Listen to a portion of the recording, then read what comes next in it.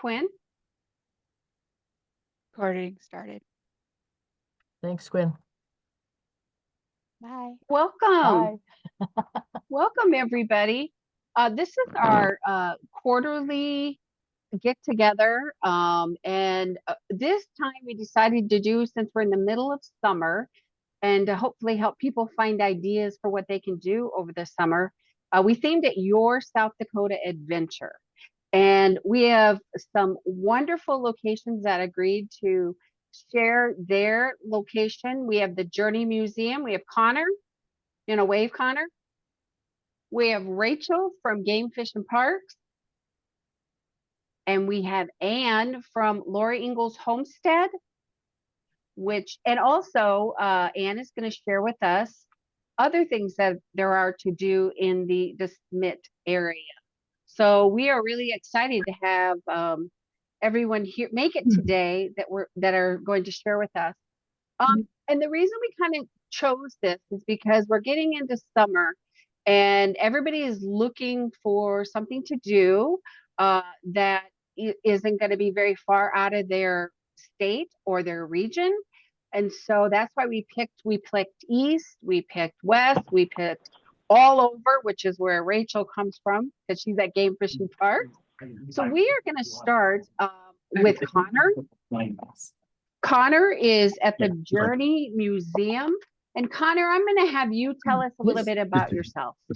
Oh, okay, great. Thank you so much.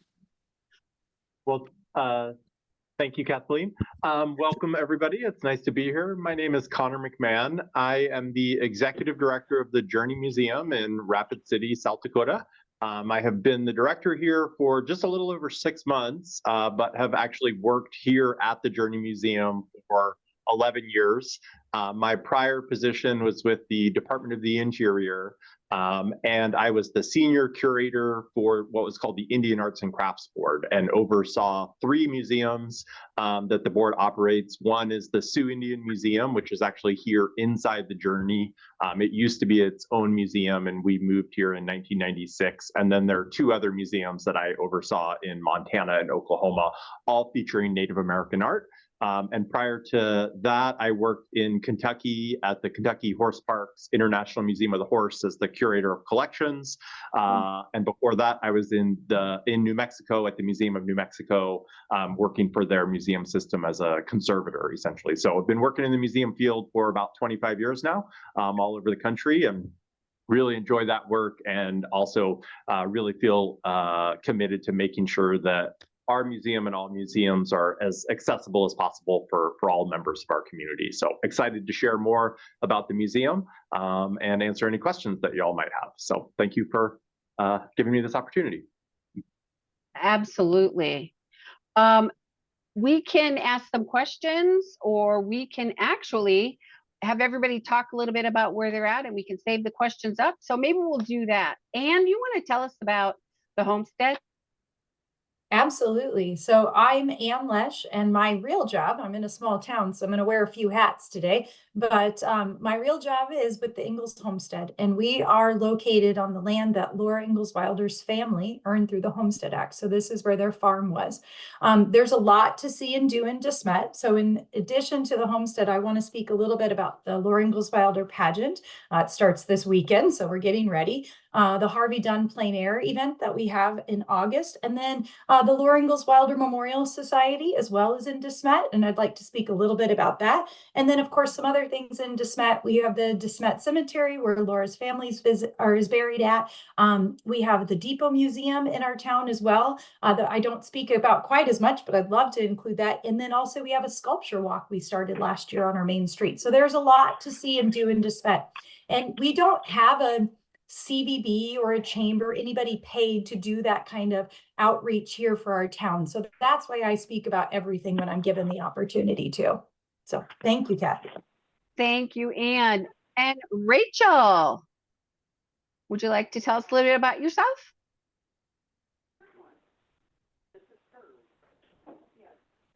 I think are you there? Oh, we can't. You're muted. There we go.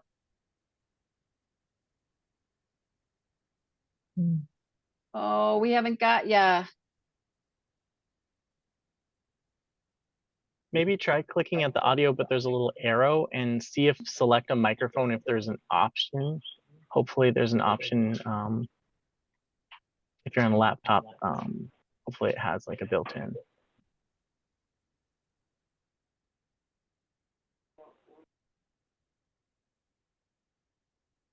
Well, we know technology, it never is our friend. I don't care what anyone says. So, Rachel, if we can't get you, could you put some things in the chat, maybe? Okay.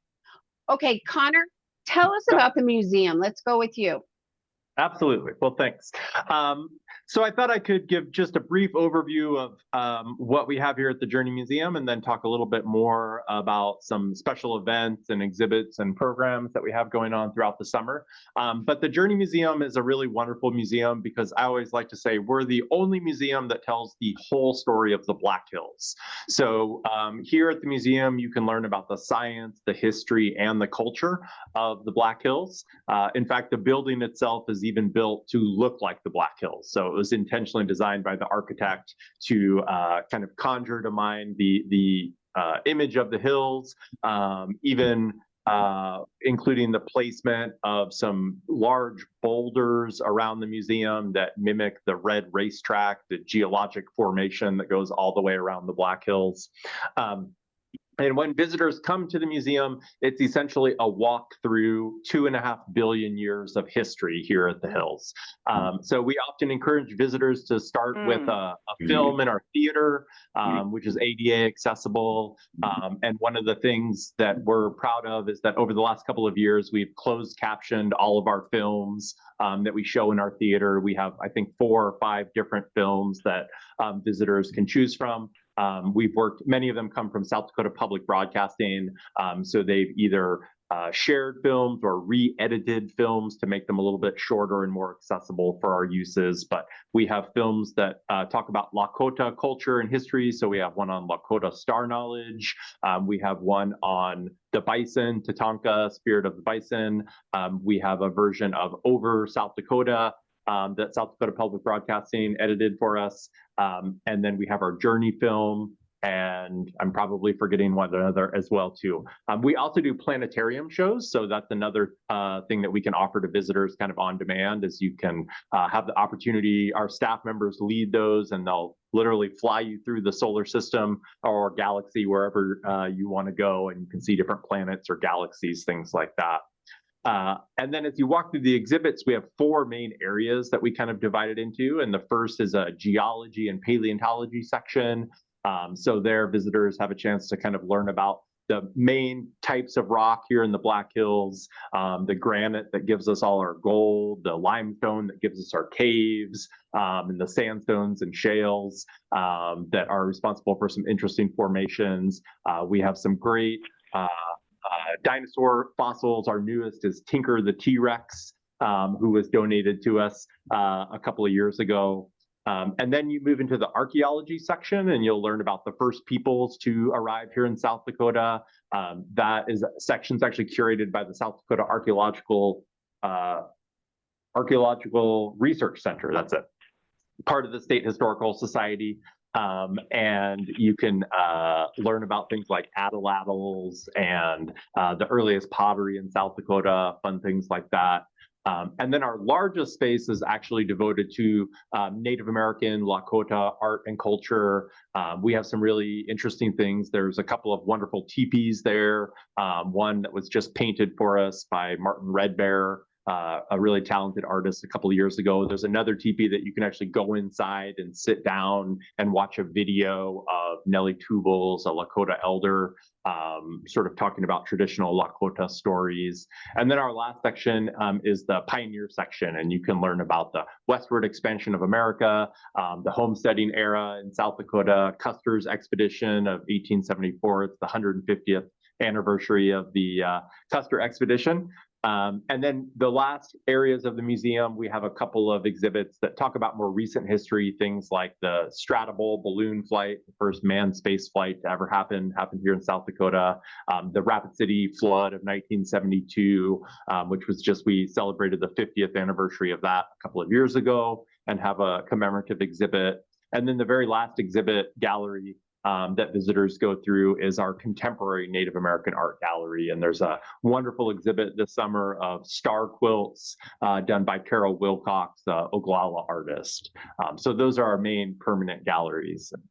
So that's kind of a quick and dirty overview of what we have here at the museum. And we also have another special exhibit this summer that we're really excited about because it's a free exhibit that we wanted to put on for the whole community so they could come regardless of costs or challenges like that. And it is the 50th anniversary of the Black Hills Quilt Show this year. So we worked with the Black Hills Quilters Guild, which is actually even older than the show, as they always point out and want me to remind people. I think they're 54 years old for the Quilters Guild. But they were generous enough to loan almost 40 quilts for this exhibit. And some of them go back to the 1880s. So really some incredible quilts, all from the personal collection of quilters in the Guild.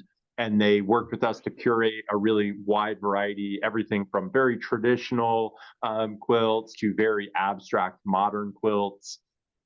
We also have a nice video that goes along with that exhibit. Again, South Dakota Public Broadcasting did a wonderful documentary, a feature-length documentary about the history of quilting in South Dakota a few years ago, and they actually edited down a version for us to about 15-20 minutes long, so a little bit more appropriate for an exhibit.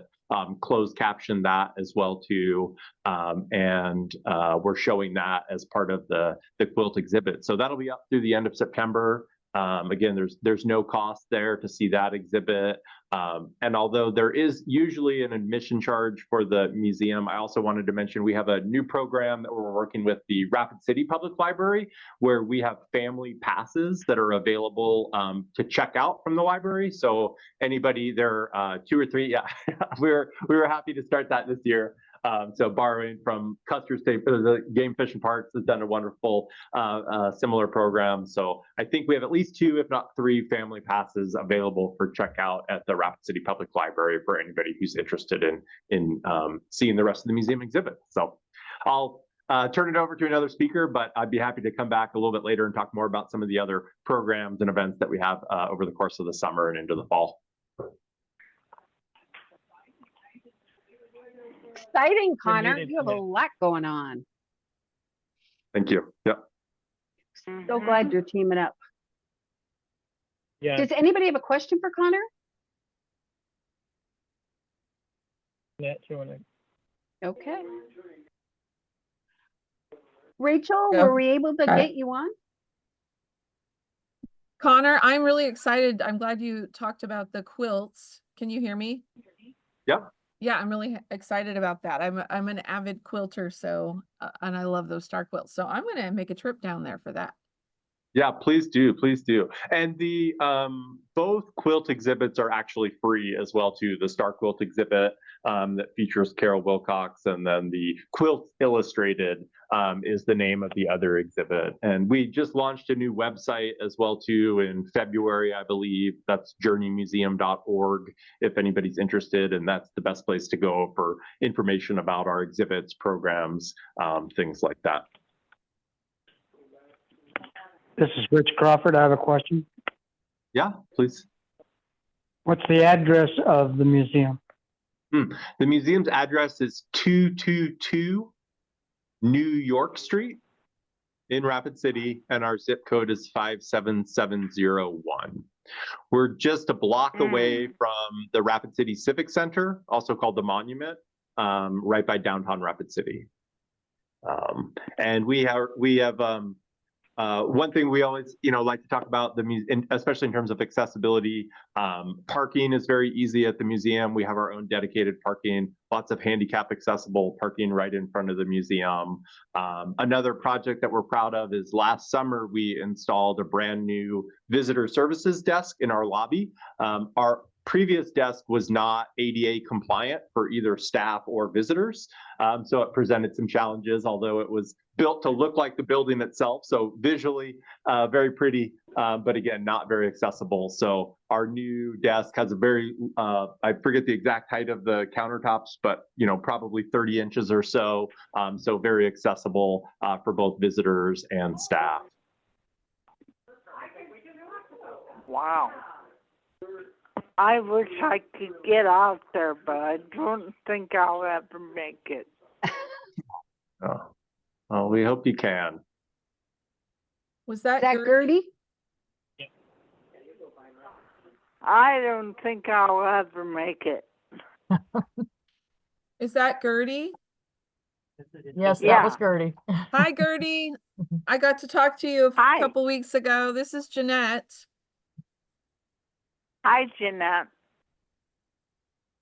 If anyone else wants to unmute, it's *6 if you're on a phone, or just go down to the audio and unmute yourself if you're on the Zoom. And I somehow lost my video or my picture. So Okay, Can you hear me Rachel. now? Yay! Sorry, I got a new laptop here recently, and every once in a while it still kind of messes with the audio. So my apologies. Why don't you go ahead and tell us all about Game Fish and Parks? I can do that. So South Dakota State Parks has over 60 park and recreation areas statewide, and they offer a variety of activities and amenities and events. We also provide several discount programs to provide opportunity for everyone to enjoy the park. We also have accessible campsites and hunting and fishing areas and track chairs. That is kind of a new thing because we want everybody to have the ability to have an outdoor adventure. One of the things Excuse me. What is this now?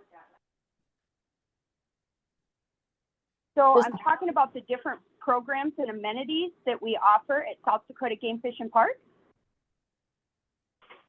Oh. One of the programs, Connor, It's the state parks, I'm Gertie. sorry for interrupting. It's okay. no worries. One of the programs I was going to talk about, Connor just mentioned, we're in year 2 of the Check Out South Dakota State Parks program. It's a partnership with South Dakota Department of Education State Library. And what that does is it offers library card holders the opportunity to check out a South Dakota State Park Pass for 3 days. And it's as simple as going to your local public library and checking out the pass just as you would a library book. If you don't have a library card, contact your local library, call them, let them know you're interested. On our website, as well as the state library, we have a list of participating libraries. You check out the pass, return it, complete a simple survey. This way it's available for the next folks to participate. We also have the Park RX program. This is another free or reduced library park program. And this, you just simply talk to your doctor and see if they participate in the park prescription program. If they don't, it's very simple for them to sign up and they can start writing prescriptions for the parks. We know it's no secret that a healthy dose of fresh air provides actual medical benefits for the human body. So these are redeemable one-day passes, or you can put it towards a discounted annual pass for year-round use. And this is a partnership with South Dakota Department of Health, Game Fish and Parks, and SDSU Extension. Another program we offer is the Go Forth program, and this is for all South Dakota fourth graders, whether private school, public school, tribal school. They all get these passes mailed out to the school in the springtime. And same thing here, we can use it as half off a daily license, a free 1 day, or they can use it for a subscription to the Conservation Digest. And it also gives kids 1 hour equipment rental so they can try something new in the parks. We have some other items, some other park programs that, like I said, we've got a large park system. We've got 13 parks, 43 recreation areas, 5 recreation areas. or 5 nature areas, a historical park, and 69 lakeside use areas. So when we talk about those park entrance licenses, they typically cost $36, or they have the discount programs I just mentioned, but it's available for use at all those areas. So to do that, we want to make sure people are comfortable in the outdoors. So we have programs to help folks learn more about the outdoor heritage and then learn skills to create their own adventures. So we have a junior naturalist program for kids 7 to 18, where they explore nature and history, gain knowledge, and then they learn about our natural resources as well. And then for each thing, there's different tiers. So they learn activities, and then they get different prizes along the way. And then each year we also do a fun activity to encourage folks in the state park. So like last year, everybody's seen folks wearing Sasquatch t-shirts because we were promoting the trails and getting people out there in a new activity. This year we're reeling in memories and promoting fishing in South Dakota state parks. And so that's as simple as folks go out and do a fishing activity. They don't have to be a successful angler. You go out, you could be learning to clean a fish, learning to cook a fish, lure tying, and you simply take a photo of your outdoor fishing adventure and submit it for some really cool fish stickers. And then if you get 20 or more, you have the opportunity to win a free 2-night stay at a modern lodge. So we have these really cool prize packages. Something else we do is we offer different events and programs. There's a variety, so there's something out there for everybody. And you can simply go to the Game Fish and Parks events and program page, and you can see upcoming events, everything from sandcastle competition, kayaking, karaoke in the parks, concerts, book walks, family days. And then we have a lot of educational programs. Like I said, we want people to feel comfortable and learn these outdoor skills so they can do it as a group at these new activities, but then they can go out there and make their own memories. So we have introductory programs like animal tracks, animal identification, monarch migration. A new one is Ladies Let's Fish.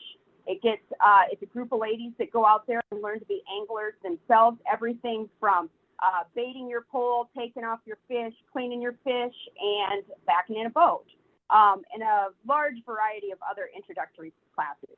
And we always offer special accommodations for these classes. So we just ask that folks call our Game Fish and Parks office in advance, and we can make sure that there's any accommodation that needs to be made. We'll gladly do so. We also have our things to do. Again, we want people to feel comfortable doing their own outdoor adventures. So in those 62 park and recreation areas, we do different classes or things you can go do on your own, such as archery shooting, shooting sports, bird watching, geocaching, plant identification, and we have interactive GIS maps for a lot of these. So we want it, like I said, we want that ease for user. We also, if folks decide they're going to be an active park user, we offer ADA accessible camping in almost 40 parks. So whether it be you bring your own camper or you utilize one of the camping cabins, we have ADA features in these parks. So the picnic tables, sidewalks, electricity, closed parking, everything's typically near those comfort stations. So when folks go online to make those reservations, they can either utilize the call center or they can do it online themselves. And you can find where we have those ADA campsites on those maps or on the list of camping reservations that are available. And we hold those spots available. People can't make those until it comes closer to the date because we want to make sure that those spaces are available for folks that have those needs. We also provide accessibility permits. So we have, permits for a variety of situations for individuals with disabilities. Because again, we want them to access and have opportunity in the outdoors and state. We have a disabled vet and prisoner of war lifetime pass, and that's as simple as you apply online and submit your paperwork for your veterans allotment. That also entitles you to a 50% discount on camping fees and other associated fees for our cabins as well. So cabins or campers, you get the 50% discount as well. And again, those are lifetime passes. We also do on the wildlife side of things. I know we're talking about parks today, but I wanted you folks to know everything from special permits. So if you want to shoot a crossbow, a designated shooter, shoot from a vehicle, and we even have some accessibility permits. So there's some specific areas that are set aside for folks to hunt with those needs. A big thing right now, we talked about fishing is really popular. We have accessible fishing piers. These structures, they're set up really nice. They have a nice ramp that goes down from the parking area, and it spreads out there into a T along the water. These floating piers have low railing, accessible ramps, sidewalks, nearby parking, and they're, like I said, again, they're near the boat launches, and we've got about 19 of those in our state parks. And you can either click online and find a list of those accessible areas, or you can utilize our GIS maps if you're an angler and find where those would be. Just about wrapping up here, we also have accessible hunting areas. Something we've done, for over 31 years now at Oahe Downstream, at that park, we have a hunt sponsored in partnership with the Corps of Engineers, where they close off a portion of the park and they offer wheelchair mobility hunts. And those are really cool. Those have been we have a lot of group of folks that enjoy that annually. We get new folks that get the opportunity to try that. And we also have accessible game production areas and accessible public hunting areas. And that's as simple enough. We have those listed on our website, and we can provide additional permits if needed to help folks out.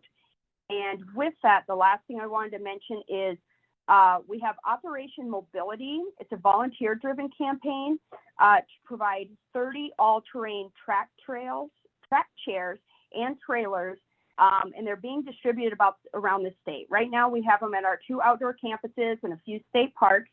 And again, another thing on our website, and anybody with a physical disability that wants to be an outdoorsman or woman, they can use these Action Track powered chairs to, whether they want to go take the trails, they want to hunt, they want to fish.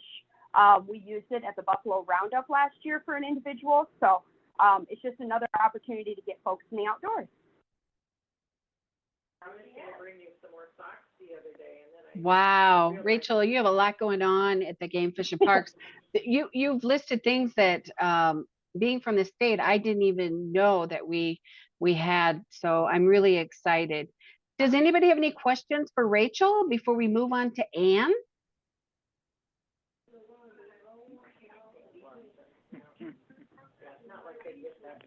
Jeanette, you're muted. Okay. For the ladies angler program, how do you find that? Yep.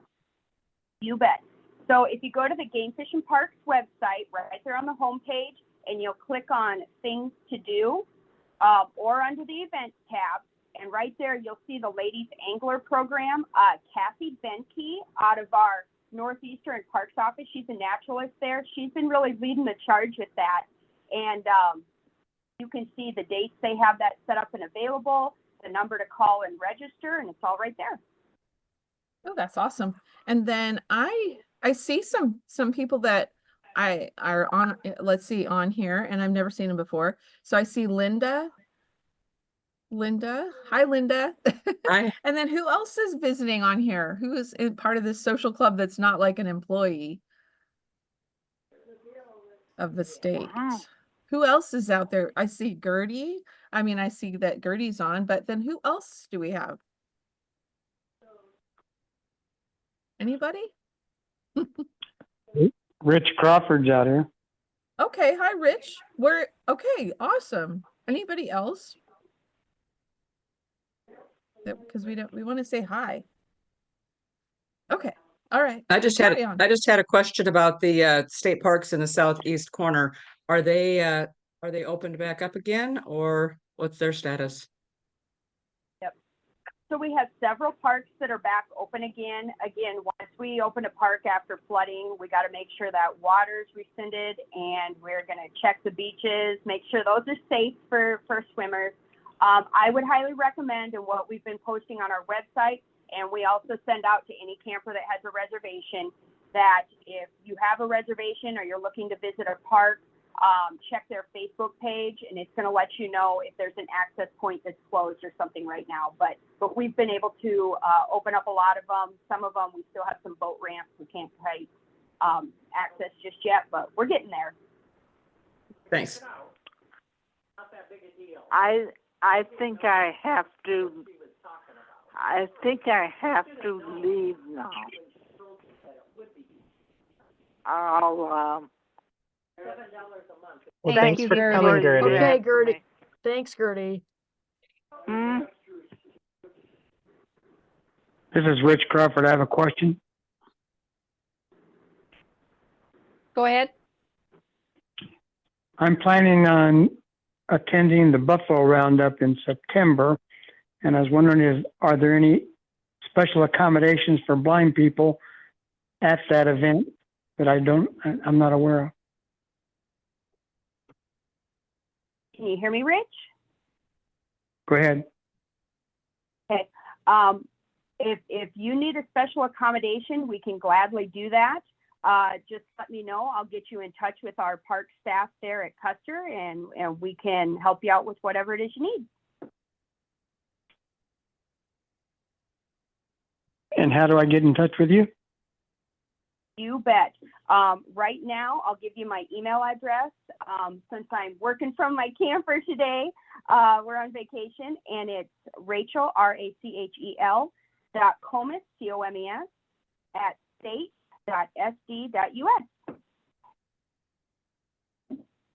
And I'll be Thank watching you. for your email. Thanks.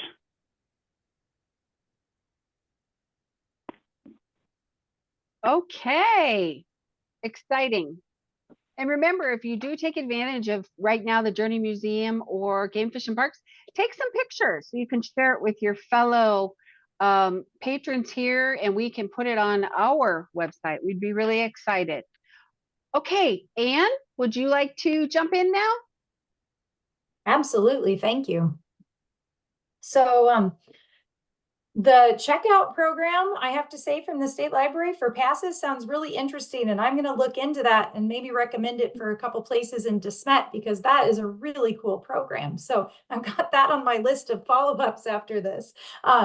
And then just touch on Rachel here in DeSmet. So we are in between, I think everybody knows, but we're in between Brookings and Huron on US Highway 14, and we're very close to Lake Thompson Recreation Area, Rachel. Have excellent fishing in our area. So if you're looking to get out and explore the parks, just know that if you're head to DeSmet, you have that opportunity in our area as well. I think the thing I'm going to start with is the Laura Ingalls Wilder pageant. This is our 53rd year. So we've been doing this outdoor theater for a little while here in DeSmet. And this year we are debuting a new show. It's called Prairie Girl, Laura's Dakota Stories. It's the first of 3 shows that we'll have that are new. So this year we'll do one, then next year we'll feature the Hard Winter, and then we're still debating on the title for the 3rd one, but that will be in 2026. So that script's still being written. But this show this year is a little bit different because it talks not just about Laura Ingalls Wilder and her family in DeSmet here, but it really kind of frames it through Laura and her daughter Rose writing the book By the Shores of Silver Lake together. So it talks a little bit more about how the book came to be while still telling the story. And I guess I should back up and just make sure everybody knows, in DeSmet, we were founded in 1880, and Laura Ingalls Wilder wrote 9 books altogether, but 5 of them are actually set here in DeSmet. So she moved to this area when she was 12, and her family was the first residents of our town. They came as the railroad was being built, and she didn't end up writing the books until she was in her 60s and her 70s. So they're more remembrances of her childhood. And her daughter Rose, who I referenced just before, was a very well-known author when she was alive, and she really served as Laura's editor. So we're trying to tell a little bit more of that part of the story with this new show we have this year. The show will be this weekend and then the following 2 weekends, and it's Friday, Saturday, and Sunday nights. It's in the evening. Starts at 8 p.m. with the gates opening at 6. And before the show, we always do live music. We have a wagon ride that goes around the grounds, face painting. If you're going to bring kids along, that's always a favorite. And we'll have some special events going on with book signing and kids activities on different nights as well. So that's just a little recap of the Laura Ingalls Wilder pageant. To celebrate this new script, though, we are doing a special event, not this coming weekend, but the next weekend. So this would be July 12th and then the 13th. And it's on the page and stage is what we're calling it, because it really talks about, we're trying to explore bringing history to life in different ways, whether it's through writing, or it's through theatrical performances like we do, or even museums. So the different ways that we work with history and share it and present it is what the theme is. And this event, we're going to do a poetry workshop on Friday to kick it off with Cindy Wilson. She's an author who's written about DeSmet. And then on Saturday is the big day. Cindy Wilson, so her books are The Beautiful Snow, that was released in 2020, and it's about the long winter of 1880 to 1881. And then she has a new one that just released this spring and won an award last week, so that's kind of exciting. It's called We Suffered Much. And it talks about the surveyors who came through eastern South Dakota and chose where the railroad was going to be at. And so Cindy's going to be presenting on that. And then we are welcoming Rick Mills, who is the curator and director at the State Railroad Museum in not Hot Springs, goodness gracious, White Hill City, excuse me. And so Rick's going to come out and also talk about railroad history in South Dakota. And he's calling it, let's see, Little Trains on the Prairie. I think he's got a cute title for it, but he really is excited to share some of his knowledge about the area. And then the third person that we're bringing in is Nancy Tysted-Copel, who was the director at the South Dakota State Historical Society Press for many years and really developed it into just a fantastic resource for our state to be able to publish all kinds of good material. And Nancy's going to be speaking about the book that she released last year called The Path into Fiction. And that really explores how Laura came to write these books and what the process was from being a farm wife who had a variety of different jobs to being an author of children's books. And so those three people will be presenting on that history. And then we're also welcoming in 10 different authors from South Dakota, most of whom, some are published by publishing houses, some are self-published, but everybody has written books, and they will be sharing some about their books. We have everything from guidebooks to novels to children's books. There's cookbooks, so a little bit of everything that these authors are bringing in. And this event, so this is a Saturday the 13th, is free and open to the public, so anybody can come. It'll be held at our DeSmet Event and Wellness Center. We start at 9 o'clock was when we open the doors that day, and we'll get started with activity or with the presentations about 9:30 and go until about 3 o'clock. So that's kind of a really fun thing that we have going on this year in DeSmet that we're excited about. And we really do like to, I know that, I'm not sure if everybody knows, but the Little House on the Little House on the Prairie television show is celebrating its 50th anniversary this year. And we've welcomed some of the cast before, but we decided this year they're going a lot of places. So this year we're not doing that. We're really focusing a little more on the writing and the new script and show that we are presenting this year for the pageant. So I'm glad to answer questions at anywhere along the way, but I'd like to highlight a couple other things that are happening and that you can do in DeSmet as well as beyond just the pageant.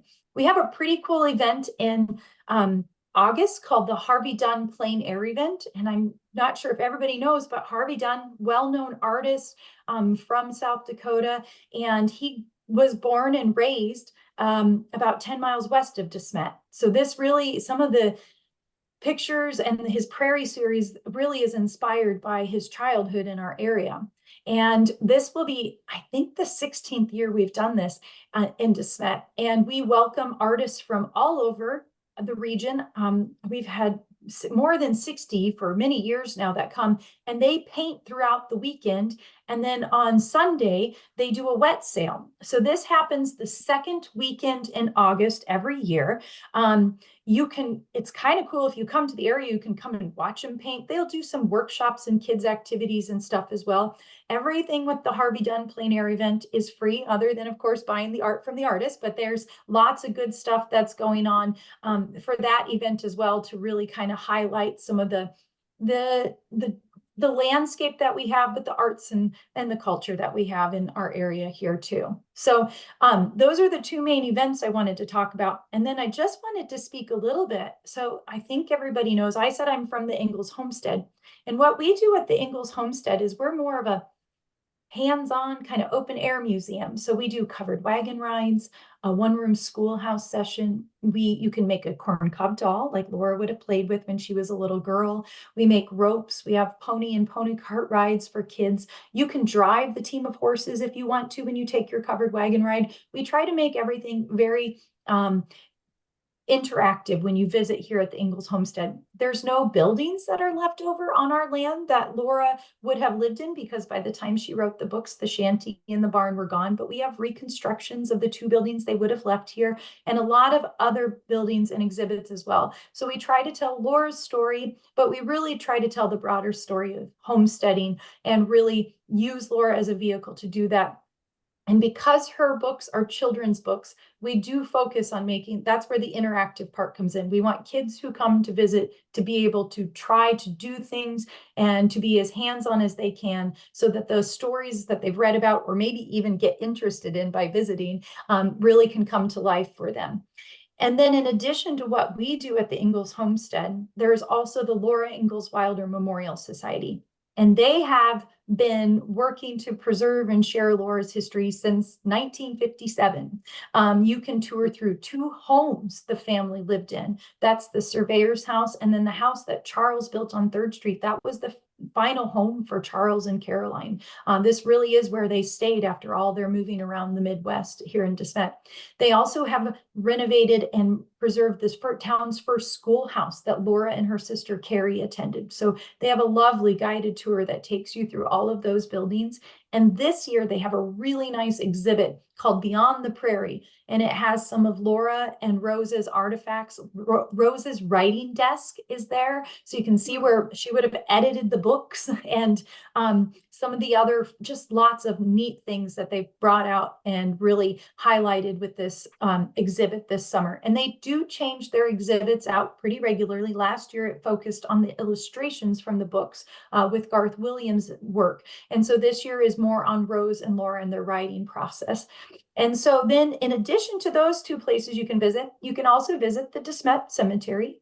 Charles, Caroline, and Laura's sisters are all buried in our cemetery. So kind of a neat place to take in. It's just outside of DeSmet in a beautiful spot, lots of trees up on a hillside. So it really looks out over the prairie. And then we also have in town, and this is kind of right in our main street and downtown area, is the DeSmet, the Depot Museum. And actually, the Harvey Dunn, I should have mentioned this, the schoolhouse he attended sits right there too, and it's next to our library. So if you want to check out the library while you're there, you can do that too. It's wonderful. Jenny and Mary, who work there, love when visitors come to say hi. But the Depot Museum, there's no cost to attend to see that. It's the schoolhouse. The city runs that, and it's only open in June, July, and August. So it's a summertime kind of deal.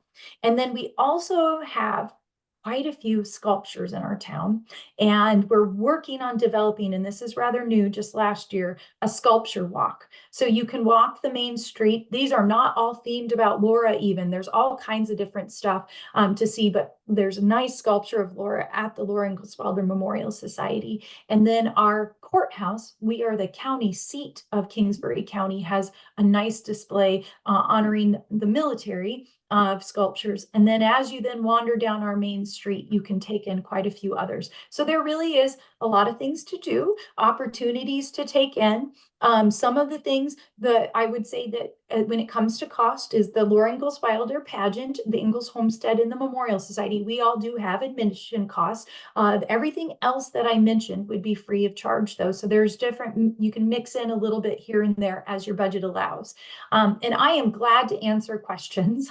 That's kind of a lot of information I tossed out there, but we love having people come and learn more about our community and about Laura.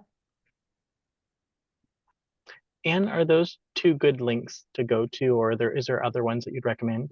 I would give two. So the town's website is DeSmetSD.com, Okay. and that is getting an update soon. And it's in the works now. And then I would also recommend the pageant's website, which is DeSmetPageant.org. Oh, I see from Rachel that the DeSmet Library currently participates in the checkout program. That's awesome. I'll talk with them about that program too. Good to know. So, and we are very lucky. Brenda, who is here on our team, is the manager of the public library program. Wonderful. So I know that she'll be someone you'll be in touch with through the public library. Good. Good to know. Thank you. You're welcome. Wow, you guys, I had no idea. We have so many fun things to do that are for anybody, any family member that may need a little extra guidance or help. It sounds like you can contact Connor, Ann, or Rachel if you have any specific questions about visiting one of their locations. Does anybody have any questions for any of these individuals?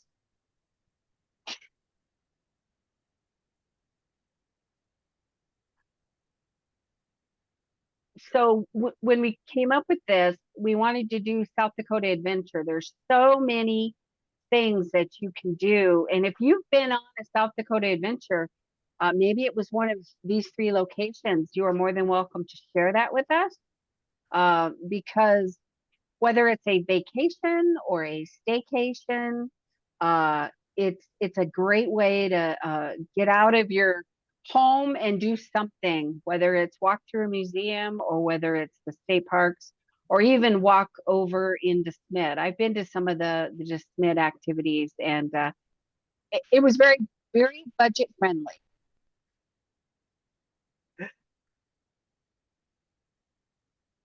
Anybody have any questions? Yeah.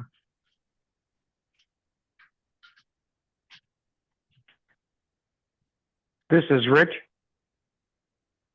Go ahead, Rich. I will tell you that I certainly enjoyed going through Wind Cave. That was an adventure. And I go to Pier. I've been up there twice so far this year. I just got back yesterday from taking my 13-year-old granddaughter up doing some walleye fishing. Had a lot of great time. Very cool, Rich. Where did you go? Where did you go, Rich? Walleye Fishing with walleye fishing with my 13-year-old granddaughter out at Pier up on Lake Oahu. Oh. And down on Big Bend, which is downstream towards Chamberlain. Oh, how fun. Kid never caught anything besides bluegill and a bullhead, so when she got into some 19-inch walleye, she was pretty tickled. Oh my gosh, how fun is that? You're inspiring me. I'm gonna take a grandson fishing.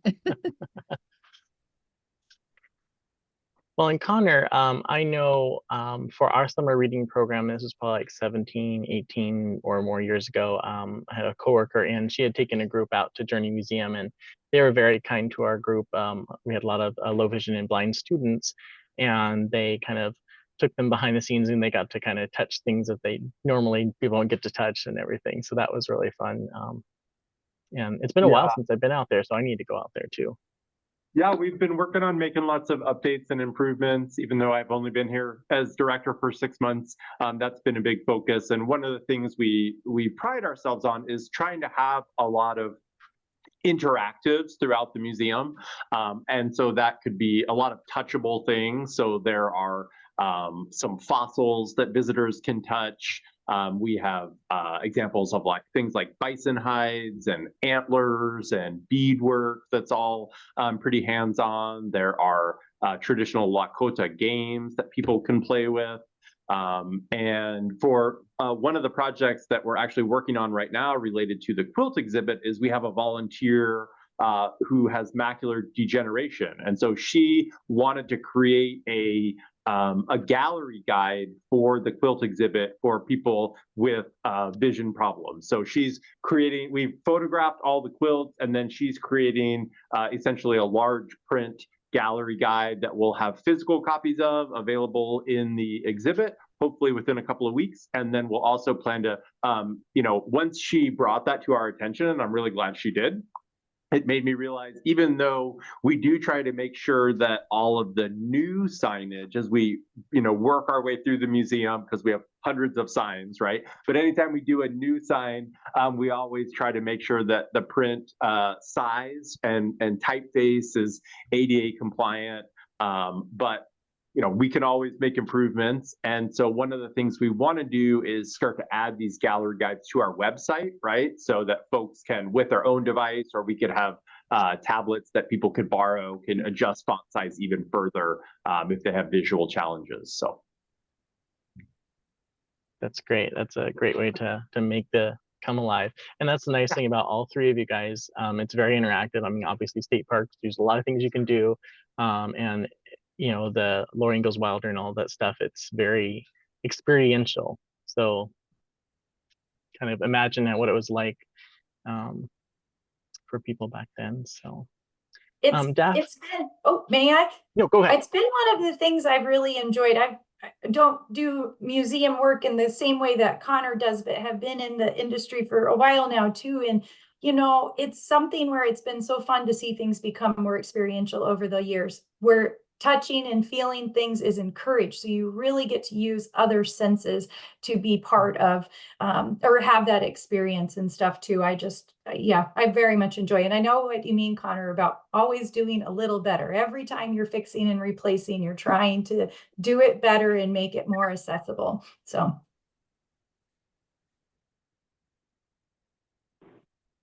Well, does anybody have any questions? Larry, do you have anything?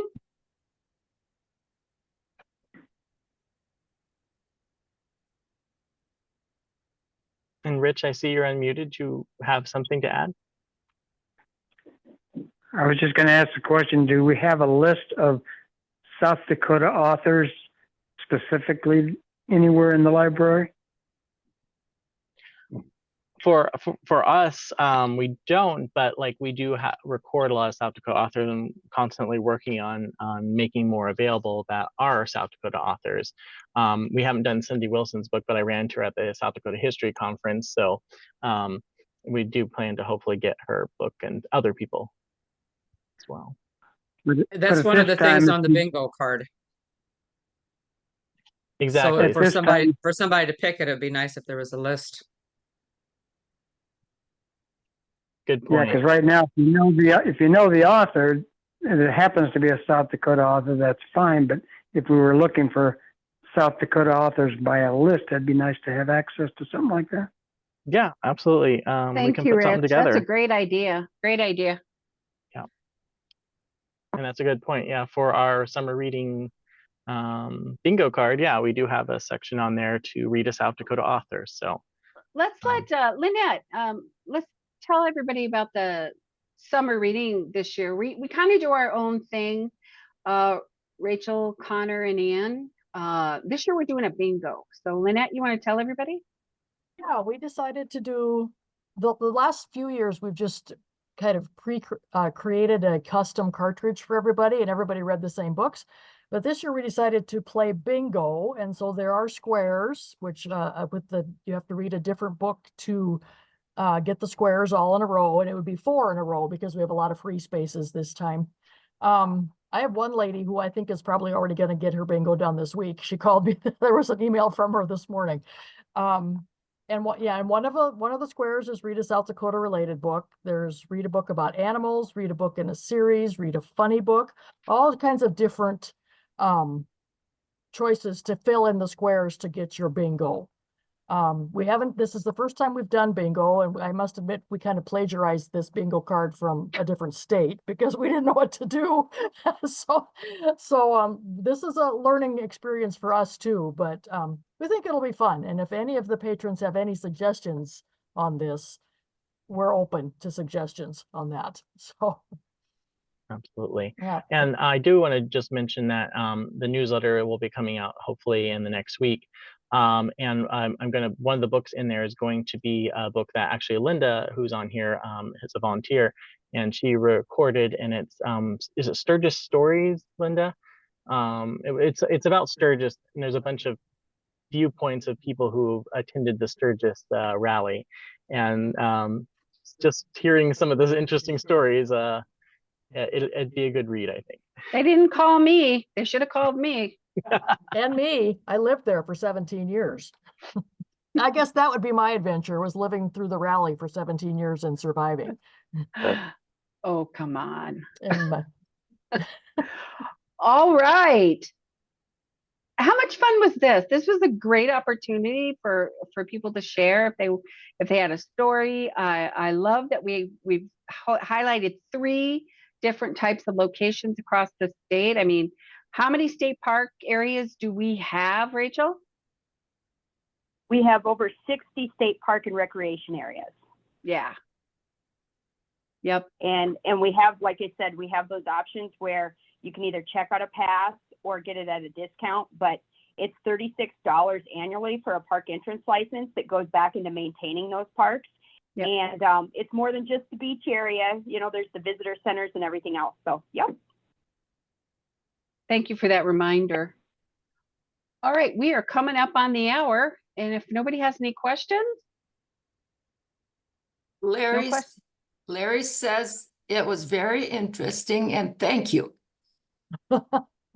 Thank you, Larry. thanks for joining, Larry. And Yep. then who is Daphne on? Is that an employee or a guest or That's a patron. a patron? Hello, Daphne. If it's Daphne. Hi. What did you Did we think? miss- That was fun. Are you going to check any of them out? Maybe. Excellent. Daphne is the youngest person on this call today. She is 15. Yep. Awesome. That's great. This is Rich. I have a quick question. Okay. Do we have the ability to have a recording of this available for other people who might not have made the call but want to learn about all the neat parks and stuff around, that they could get a replay or send audio version of this to them? Absolutely. We've been recording, and when our webmaster gets back in, we'll have her put it on our website, and it'll be under the social club area. So we can also email that out. I'll probably put that information in the newsletter too. Great idea. Thanks. Thanks, Say, Rich. Josh, I can also, I put things together to use as a PowerPoint today. So I could put that together where it has the links and then each area where you can easily. Perfect, because access we that can link that information. on the website. And if Anne and Connor, if you have anything additional you would like us to include, like links to special stuff or like an events calendar. I was so excited about all the events coming up, Anne, too. So thanks for sharing about that. So we will be doing different types of social media to encourage patrons and families to come to your locations. So we hope that you've learned a lot from us today, and it has been a lot of fun for us to pull this together. We were a little worried about the shoestring. We just didn't know if it would come together, but it did. But thank you for your kindness and telling us all about what's going on in your locations. Yeah, that was a Thank lot you, of fun everyone. to find that out. Now I can get my calendar ready of lots of things. And if you need anything from us, just let me know. Thank you very much for having me. You're Yeah. welcome. Thank you, Thank you, everyone. everyone. Bye, everybody. Thank We'll, you. we'll Bye. see Have you a in good a few summer. months.